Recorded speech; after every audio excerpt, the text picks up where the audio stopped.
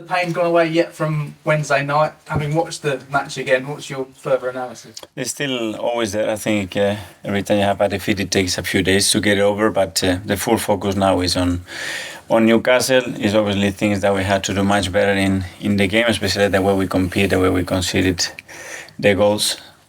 I don't think that the scoreline reflects what happened in the game at all. But we should have done much better. Did you learn much about the depth of your squad in that match?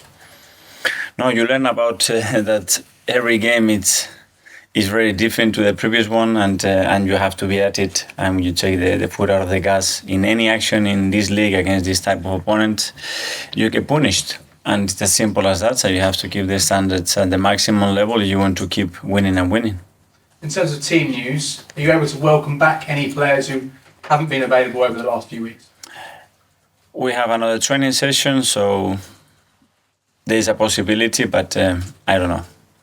In terms of Emil Smith-Rowe, have you got any further details on his injury? Nothing has changed. As I said, I think he will be out for weeks. How many would determine, obviously, in relation to how he progressed the first few weeks especially. And big blow because he was getting some momentum and some minutes, and we were starting to get the meal that we needed, but unfortunately he's going to be out again. And Martin Odegaard's playing time has been managed over the last two matches. How much has that benefited him, and will he be in a position to potentially start tomorrow? Yeah, we have tried to offload him a little bit because he had a little issue that he was grumbling with. He felt much better in the last few days. We gave him a few minutes against West Ham, which was good to see, and his contribution was really good. And he will train today, and if he's fine, he will be ready. And finally, for me, the West Ham defeat was just your second loss of the season, unbeaten still in the Premier League, and a chance to go top tomorrow if you're victorious. How do you reflect on the start of the season? That is very early, that we have to go game by game, that we are in a really good position, and we have to continue to be there. Tomorrow we have a really tough match against Newcastle, but these are the games that you have to play when you want to be at the top. Thanks, James. We'll go to Anita from the Premier League. Hi. I understand that you obviously want to focus on the game coming up. I just have one question relating to the performance against West Ham. How concerned are you that the standards that you speak of and the quality that Arsenal fans have become used to seeing their team play with dropped so much then? Well, it dropped especially in one phase in the second half. And when that happened, then you have to compete in a different way to try to recover the momentum in the game, and we didn't do that well enough. We know the standards, and we know that the way we play, especially the second half, like the other day, is not good enough. And then in terms of Newcastle tomorrow, they're unbeaten since their loss to Brighton. St James's Park has become a fortress of late. How much of a test are you expecting? A big one of the toughest places to go and win. We've done it. It's nothing new to it. We know what we expect, very, very clear what they do, what their strengths are, what the opportunities are as well for us, and we will try to take the game where we want. And are you seeing a confident squad that can recover from that game and go ahead and, as we just heard, this is football. The next game is the next game. The next day you have to be focused, and our full focus energy is now beating Newcastle. That's it. Ian from TalkSport. Hi, Mikel. Are you well? Right. Yeah. What do you make of the job that Eddie Howe's done? Because I think when Newcastle were taken over and became the richest club in the world, a lot of people wondered whether or not he would be able to take them to the next level. Huge credit to him. I think he has transformed the club, the environment, the atmosphere, what he has created in the team as well, such a belief in what they do, and that's a huge compliment to him for what they've done. I think you both, in a way, done similar jobs with the clubs you're at. I don't know. Every club is different. I have huge credit for what he's done, the way he's done it, the way his team plays, the environment that he has created is fantastic. And yeah, he had a lot of support, which we all needed as well. And they are now big contenders.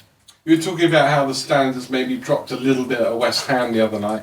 Can I ask you a question I asked you a month ago and you said no, so you probably say no again. Are you concerned about the form of Kai Havertz? Amongst a lot of players, I think. No, and I'm not going to put any individual as you expect. We know we are a team, and when we play for the best is the team. When we don't, I am the maximum responsible for that, and we all need to try to improve every single day. That's Finally, a player you've been linked with, I'm not necessarily saying you're going to buy him or you're even interested in him, is Ivan Toney. This week, Brentford apparently put a £100 million price tag on him if someone wants to buy him in January. It's more about that, really. You spent £100 million on a player in the summer. Chelsea have spent £100 million twice on a player. It now seems that we've gone from being 20, 30, 40 million is quite a lot to spend on a player to nearly every player is now worth £100 million. As a manager and someone who's been involved in football a long time, do you find that a little bit crazy? Well, I think there's been an evolution. I think we've gone from the 10s to the 20s to the 80s to the 100. There've been players that cost 220 million as well, so it's not that we are getting used to it, but yeah, it's something that is happening and it's happening more and more often. But yeah, and about all the players, all the clubs, what we are doing, is no comment on that. Is that something a manager thinks about, the price tag, how much it costs to buy the player if you want to buy them? No, first of all, is what can we do to improve our team, and then can we afford it, and does it make sense in our project to spend certain money in certain players, and there is a lot of work to be done there. Mark, please say social. Hi, Mikel. Hi. Ben White will make his 100th appearance for Arsenal if he plays tomorrow. I assume he will. Could you talk about his evolution from someone who struggled on his debut to someone who's now probably one of your most key players? Yeah, I think he's progressed in the right way in the last few years. As you said, he had a little bit of a difficult start, which is normal because it was a big jump, different expectations, started to play as well in certain different positions. But I think he showed a lot of determination and courage to overcome any of that. I think he has a big personality. I think he goes with pressure really well. He has a lot of quality. He gives us different positions, and he's been a key player for us. A lot of your key players over the last year have signed new deals. Is Ben, in your opinion, the next one off the rank in that regard as well? Are you close to a new deal? Yeah, we are always trying to keep the squad in a healthy position in any way, and the club and Edu especially are working on that. He's a bit of a strange character, Ben, in the sense that whenever we talk to him, he talks about how he doesn't particularly even like football, he doesn't really watch football. But hey, is it important to have different characters around the training ground? Yeah, and he's a really good character on his own way, and the way he is, the way he presents himself. But he loves football. The way, you don't play that amount of game, the way he trains every day, the way he applies himself is top, and we need players like him. Jordan from The Athletic.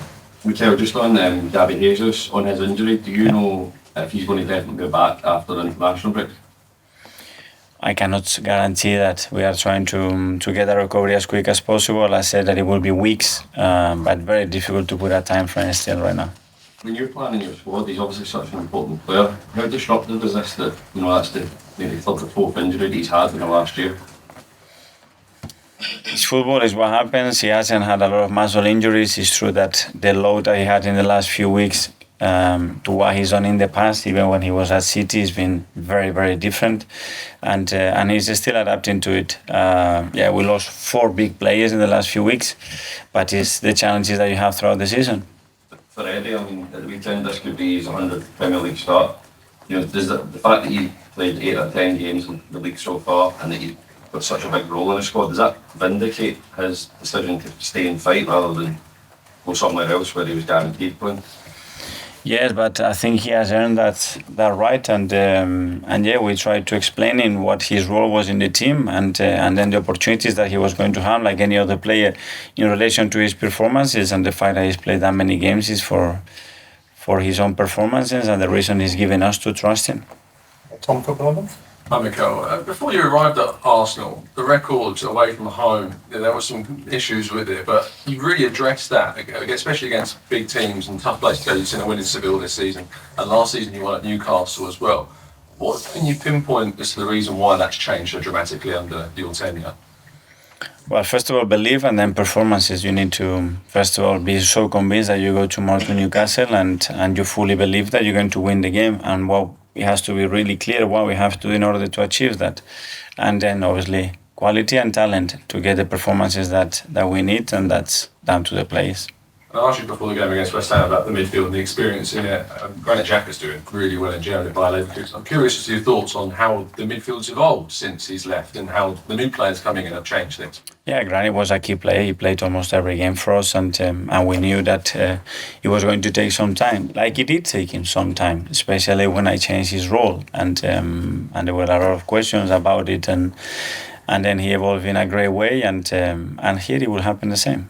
Good, Aaron from Bible. Hi, just aside from that, the Under-17 World Cup squad was announced yesterday. It features 2 headenders. That testament to all the hard work done by your staff, by all your team, to have 2 players so talented in it. Yeah, big compliment to the club, to everybody in the academy that has raised the boys. They looked really excited. It's going to be an incredible experience for them, so wish them all the best. Okay, that finishes the live. Oh, sorry, Simon. Mikel, just saying, with St James's Park, obviously the atmosphere has been massively changed under Eddie Howe. Then, just what were your memories of it last season? How much do you take from the way the squad sort of coped with it and got a result there?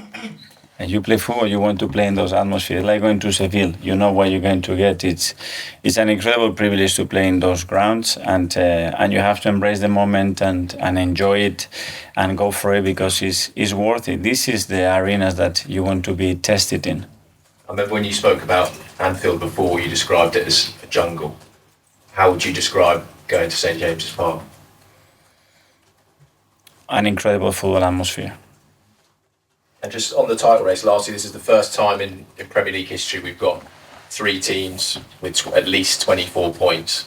How competitive and how many teams do you feel could be in this title race this season compared to years gone by? What has happened in the last 5 years in this league, something unprecedented. It never happened with the amount of points, with the level of the teams. Now is the amount of teams with that level that is increasing. That's why comparing to the past, this league is, for me, is a waste of time. It's very different to what it used to be, and that puts the demands of what we do every single day in a different scale. You've got Spurs at the top of that. Are they a team you view as a title rival this season? Well, they are right now there, and they merit to be where they are, so yes.